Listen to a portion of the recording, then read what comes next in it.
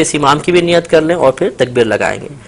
نیت کرتا ہوں نماز جنازہ فرض کفایہ 7 4 تکبیروں کے، ثنا واسطے اللہ تعالیٰ کے، درود واسطے نبی کریم صلی اللہ علیہ وسلم کے، دعا واسطے اس حاضر میت کے، پیچھے اس امام کے، اللہ اکبر. یہ نیت ہوتی ہے. اس میں ایک چیز یاد رکھیں کہ نماز جنازہ میں 2 فرض ہیں اور 3 چیزیں سنت مؤکدہ ہوتی ہیں. ایک فرض تو ہوتا ہے آدمی کا کھڑے ہو کر نماز جنازہ ادا کرنا، قیام اس میں فرض ہے. بلا عذر بیٹھ کے پڑھی تو نماز نہیں ہوگی. ہاں کوئی بیمار ہے اس کے ساتھ شرعی عذر لاحق ہے تو بیٹھ کے پڑھے گا، اب ہو جائے گی. اور دوسرا رکن ہوتا ہے 4 تکبیریں. جنازے کی 4 تکبیریں فرض ہیں اور 3 چیزیں اس میں سنت مؤکدہ ہیں: ثنا پڑھنا، درود پاک پڑھنا اور میت کے لیے دعا پڑھنا.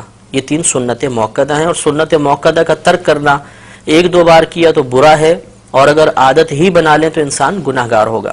اس سے معلوم ہوا کہ اگر ہم جنازے کے کم از کم 2 فرض پورے کر لیں گے تو نماز جنازہ ادا ہو جائے گی، اور اگر ہم یہ 3 سنتیں بھی پوری کریں گے تو کامل طریقے سے ادا ہوگی.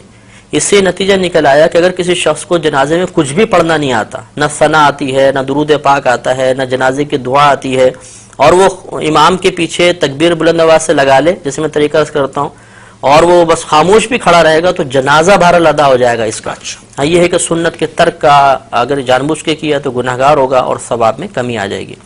اب اس کا طریقہ یہ ہوتا ہے کہ مستحب یہ ہے کہ امام صاحب نماز شروع ہونے سے پہلے سب کی طرف متوجہ ہو کے ان کو نیت کا طریقہ بتا دیں، یہ افضل ہے. اس کے بعد امام صاحب تکبیر لگائیں گے، ہم نیت کر کے تیار ہوں گے، اللہ اکبر کہہ کر ہاتھ کو باندھیں گے.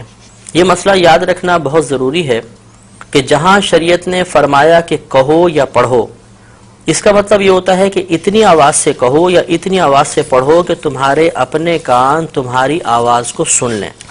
اس لیے اب ہمیں تکبیر لگانی ہے اور جیسے پہلے بتایا کہ 4 تکبیریں فرض ہیں تو اس میں اتنی آواز بلند رکھنا بھی فرض ہوگا کہ اپنے کان اپنی آواز کو سن لیں. چنانچہ بعض لوگوں کو دیکھا ہے کہ ہونٹ بند ہوتے ہیں بس یوں. اب ان سے اگر پوچھا جائے کہ آپ نے زبان سے تو کچھ بھی نہیں کہا تو کہتے ہیں ہم نے دل میں تکبیر کہی ہے. تو دل میں تکبیر کہنے سے تکبیر کا فرض ادا نہیں ہوگا.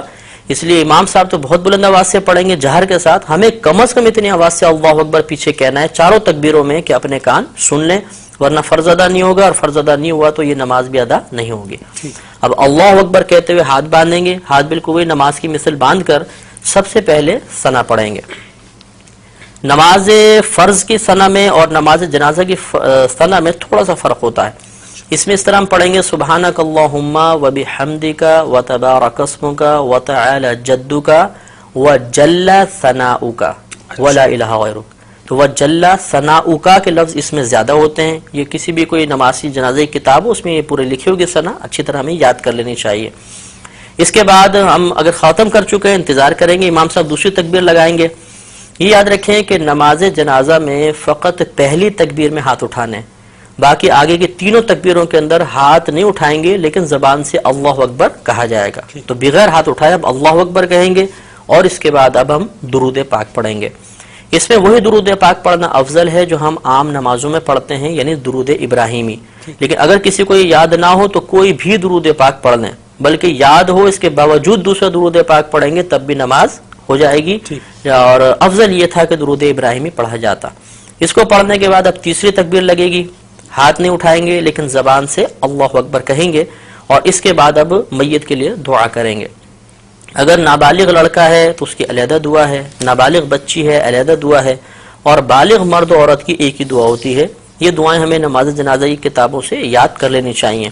اگر بالفرض کسی کو یہ دعائیں یاد نہ ہوں تو کوئی بات نہیں، وہ کوئی بھی ایسی دعا کر لیں کہ جس میں امور آخرت کے بارے میں کچھ طلب کیا گیا ہو، دنیاوی کوئی چیز نہ طلب ہو رہی ہو، آخرت کے بارے میں، تو یہ ہم کوئی بھی دعا اس میں پڑھ سکتے ہیں. تو اس طرح ہماری نماز تقریباً مکمل ہو گئی. اب چوتھی تکبیر آئے گی، امام صاحب چوتھی تکبیر لگائیں گے. ہم نے ہاتھ نہیں اٹھانے لیکن زبان سے اللہ اکبر کہنا ہے. اور یہ اب سنت کریمہ ہے کہ جیسے ہی تو چوتھی تکبیر لگے اور سلام پھیرے تو ہاتھ کھول دیں. اور ہاتھ کھولنے کے بعد پھر السلام علیکم ورحمۃ اللہ، السلام علیکم ورحمۃ اللہ، دونوں طرف سلام پھیر دیا جائے گا. اب یہ یاد رکھیں کہ جہاں تکبیر کے بعد کچھ پڑھنا ہے اس میں ہاتھ بند رہیں گے، اور جہاں تکبیر کے بعد کچھ نہیں پڑھنا ہوتا وہاں ہاتھ باندھنے کی ضرورت نہیں ہوتی، ہاتھ کھول دیں گے۔ تو پہلی 3 تکبیروں میں چونکہ تکبیر کے بعد کچھ پڑھنا تھا تو ہاتھ بندھے رہے، چوتھی میں کچھ محل ہی نہیں ہے پڑھنے کا تو ہاتھ کھول کر